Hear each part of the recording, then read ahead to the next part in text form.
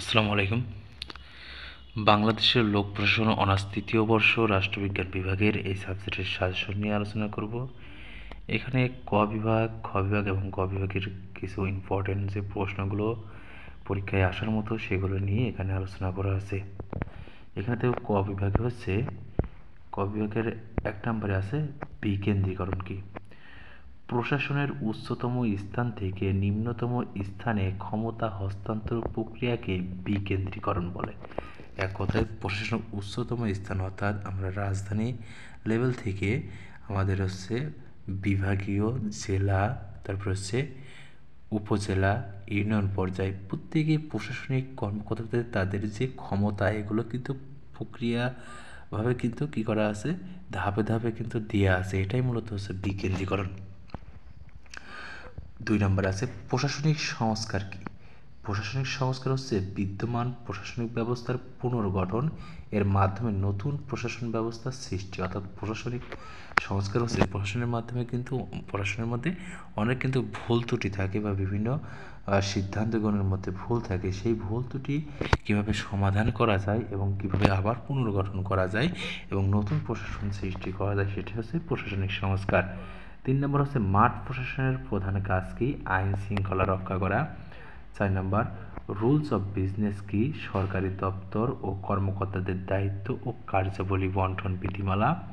৫ নম্বর নেতৃত্বের ধরনগুলো কী কী। নেতৃত্বের ধরনগুলোর মধ্যে একনায়কতান্ত্রিক নেতৃত্ব, গণতান্ত্রিক, তত্ত্বাবধানকারী, ব্যক্তির স্বাধীনতা, অনির্দিষ্ট নেতৃত্ব, পরিবেশ নেতৃত্ব, রাজনৈতিক নেতৃত্ব, আমলাতান্ত্রিক নেতৃত্ব। এখানে কয়েকটি দেখা যাচ্ছে ৪-৫টি দিলে পারি কিন্তু হয়ে যাবে। এরপর আছে নিয়ন্ত্রণ পরিধি। একজন ঊর্ধ্বতন কর্মকর্তা কত সংখ্যক অধস্তন এবং কর্মচারী সুন্দরভাবে তত্ত্বাবধান করতে সক্ষম তা নির্দেশ করে নিয়ন্ত্রণ পরিধি। একজন ঊর্ধ্বতন কর্মকর্তার আন্ডারে যদি ৫,০০০, ১০,০০০ যদি লোক রাখা হয়, সেক্ষেত্রে কিন্তু দেখা যাচ্ছে সে ৫-১০,০০০ কিন্তু নিয়ন্ত্রণ করতে পারবে না। এক্ষেত্রে একজন ঊর্ধ্বতন কর্মকর্তার একটা নির্দিষ্ট সমপরিমাণ কিছু লোক সংখ্যা থাকবে, যাতে সুন্দরভাবে সেই লোকদের দ্বারা সেই প্রতিষ্ঠান সুন্দরভাবে কী করতে পারে, তত্ত্বাবধান করতে পারে, সেটা হচ্ছে নিয়ন্ত্রণ পরিধি। ৭ নম্বর হচ্ছে বেসরকারি প্রশাসন কি। যে প্রশাসনিক ব্যবস্থায় সকল কার্যাবলী ব্যক্তিগতভাবে নিয়ন্ত্রিত পরিচালিত হয় সেটা হচ্ছে বেসরকারি প্রশাসন। অর্থাৎ নিজের যে কোনো একটা প্রতিষ্ঠান হতে পারে, ব্যক্তিগতভাবে সেটা হচ্ছে নিয়ন্ত্রণ করা যায়, সেটা হচ্ছে বেসরকারি। ৮ নম্বর হচ্ছে কর্তৃত্ব কি। কর্তৃত্ব হলো একটি বৈধ ক্ষমতা যা দ্বারা ব্যক্তি অন্য ব্যক্তি বা সংস্থার উপর প্রভাব বিস্তার করে। কর্তৃত্ব মানে অবৈধ ক্ষমতা হবে না, সেটা কি হতে হবে, বৈধ ক্ষমতা হবে।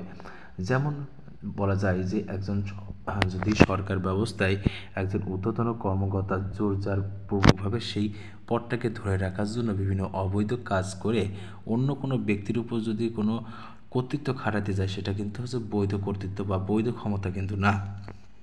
৯ নম্বর লোক প্রশাসনের জনককে, উড্রো উইলসন। ১০ নম্বর the study of public administration গ্রন্থের রচয়িতা হচ্ছে ডুয়েট ওয়াল্ডো। তারপরে ১১ নম্বর সিদ্ধান্ত গ্রহণের প্রথম ধাপ কোনটি, সমস্যা চিহ্নিতকরণ। ১২ নম্বর লোক প্রশাসনের জনককে, উড্রো উইলসন।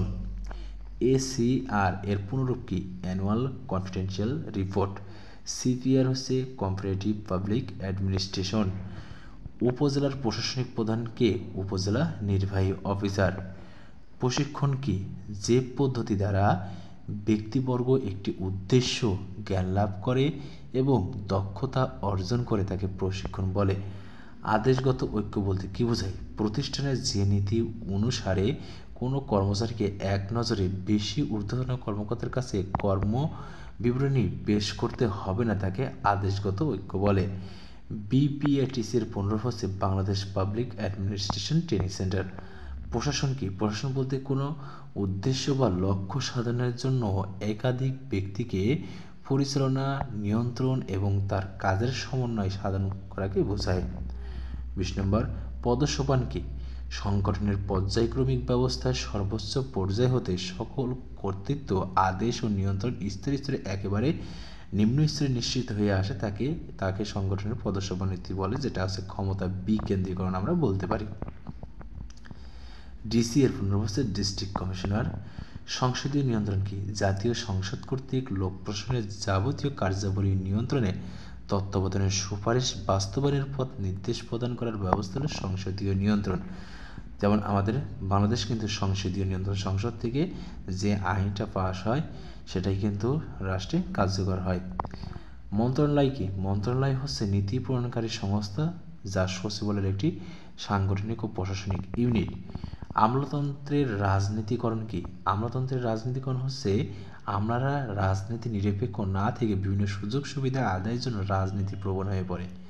বর্তমান কিন্তু বাংলাদেশেও কিন্তু এটা দেখা যায়, যেটা বিভিন্ন আমলা সরকারি কর্মকর্তারা এরা একটি দলকে তারা সমর্থন করে সেই দলের কাজগুলো তারা কিন্তু করে, এবং দেশে কিন্তু তারা হচ্ছে রাজনীতি নিরপেক্ষ তখন আর থাকে না।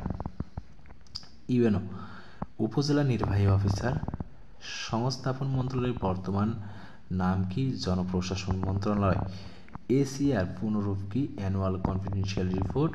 উপজেলার প্রশাসনিক প্রধানকে কি বলে? ইউএনও, বা যেটা আমরা হচ্ছে বলি যে উপজেলা নির্বাহী কর্মকর্তা। সচিবালয় কি? সরকারের বিভিন্ন মন্ত্রণালয় বিভাগসমূহের অফিসগুলোকে একত্রে সচিবালয় বলে।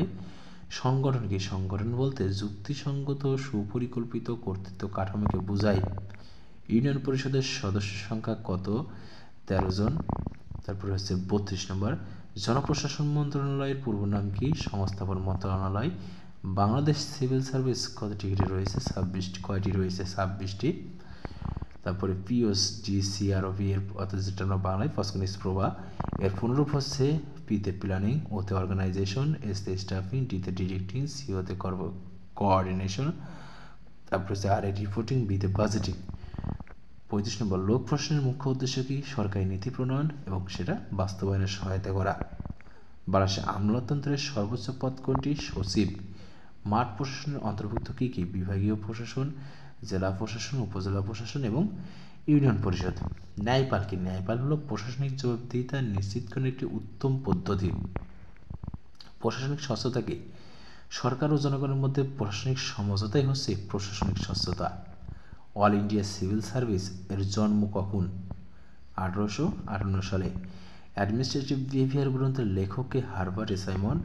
সমন্বয় নীতি কয়টি? 4টি। ম্যাক্স ওয়েবারের আমলাতন্ত্রের 3টি বৈশিষ্ট্য লেখো। কর্মবন্টন, পদসোপান, কর্মপরিধি, দায়িত্বশীলতা, যে কোনো 3টা দিলে হবে। সিদ্ধান্ত গ্রহণের প্রথম ধাপ কোনটি? সমস্যা চিহ্নিতকরণ। আমলাতন্ত্রের জনককে ম্যাক্স ওয়েবার। মন্ত্রণালয়ের রাজনীতি প্রধানকে? মন্ত্রী, একজন মন্ত্রী। অ্যাডমিনিস্ট্রেশন শব্দটি কোন শব্দ থেকে এসেছে? ল্যাটিন শব্দ administrate. Introduction to the study of public administration গ্রন্থের রচয়িতা এল.ডি. হোয়াইট। কবিকে দেখার কিছু প্রশ্ন দিয়ে আছে। 1 নম্বরে হচ্ছে পিওএসডিসিআরবি এর ব্যাখ্যা করো। পসকনিস প্রভা, এটা 100% আসবে। 2 নম্বর, বেসরকারি প্রশাসন বলতে কি বোঝো? সব প্রশ্নই কিন্তু এখানে ইম্পর্টেন্ট, কিন্তু যেগুলো স্টার চিহ্ন দেওয়া সেগুলো তোমরা একটু বেশি গুরুত্ব দিয়ে পড়বে। 3 নম্বর, 100% আসার মতো মৌলিক গণতন্ত্র ব্যাখ্যা করো। 4 নম্বর, বাংলাদেশ সরকারি কর্ম কমিশনের গঠন উল্লেখ করো। 5 নম্বর, 100% আসার মতো সম্মানী নেতৃত্ব কি? 6 নম্বর, বাংলাদেশ সচিবালয়ের পদবিন্যাস আলোচনা করো।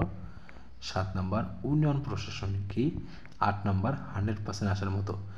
উন্নয়ন প্রশাসনে কিন্তু স্টার চিহ্ন দেওয়া আছে, তারপরে বলতেছি না যে এটা 100% আসার মতো, কিন্তু যেটা 100% আসার মতো কিন্তু আমি সেটা বলে দিচ্ছি স্টার চিহ্ন দেওয়ার পরও।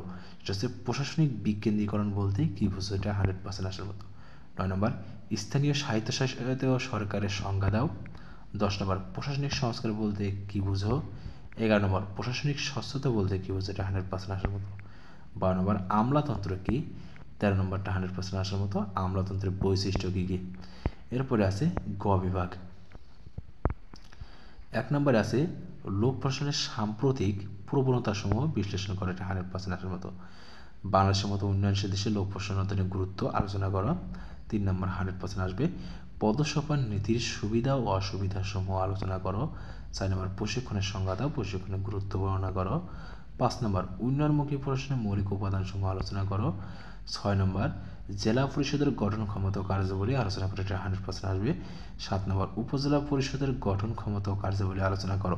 6 এবং 7 নম্বর যে কোনো একটা 100% আসবে, তবে 6 নম্বরটা বেশি গুরুত্ব দিবে, কারণ তোমাদের হচ্ছে জোর সালের পরীক্ষা এবং প্রত্যেকটা জোর বোর্ডেই কিন্তু হচ্ছে এই 6 নম্বর কোশ্চেনটা কিন্তু এসেছে।